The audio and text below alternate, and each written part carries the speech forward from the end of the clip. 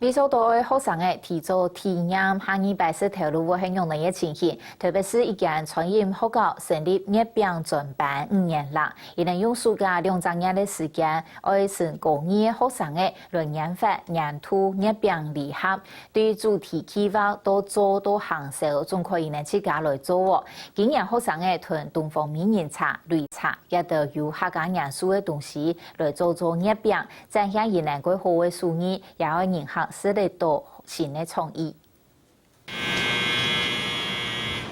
也着参考好暗向有色色列过精致的热饼，对饼皮都低度包围啊。其实都是今年会托高中1年生的也着分配班学生的去做位，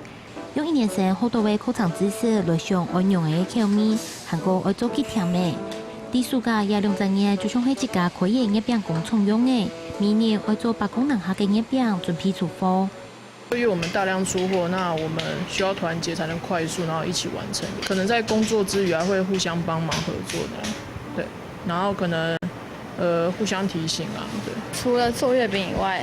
就是因为我是当组长嘛，就可能学到跟别人不一样，就是因为我跟这群人本来不是很熟，就是经过这一次，我就比较了解，就是如何领导陌生人跟比较不熟的人。不好意思，我们是开平餐饮学校月饼专班的学生，那方便借你们几分钟推销我们的月饼吗？好。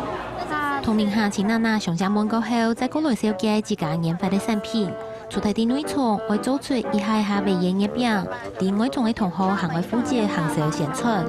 用代表希望的碰风茶，表示团结的擂茶，还个有发的代表也4种口味。对照今年的主题，热马本田，明年去做起卖过后，还会开会检讨，今年年下的反应，会讨论出韩国合适的行销方式。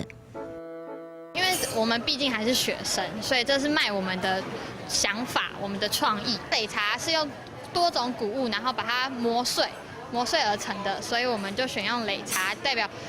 中秋佳节嘛，都要团聚啊。跟外面的应该是口感上面还是不错的，还都算来不会说有什么很大落差这样子。今年下做到蔓延的学校世界传统度后，所有的工作人员都是汉地的图书的也对学生的，也无限期差，将16岁天天，先将工作心理调整好。目标就是南北爱行传音这条路，来上网练习。第二个再建演专业的舞台，为韩国多年下，使导演的用心，韩国看到演的热情。下个新闻来关于陈心怡特别报道。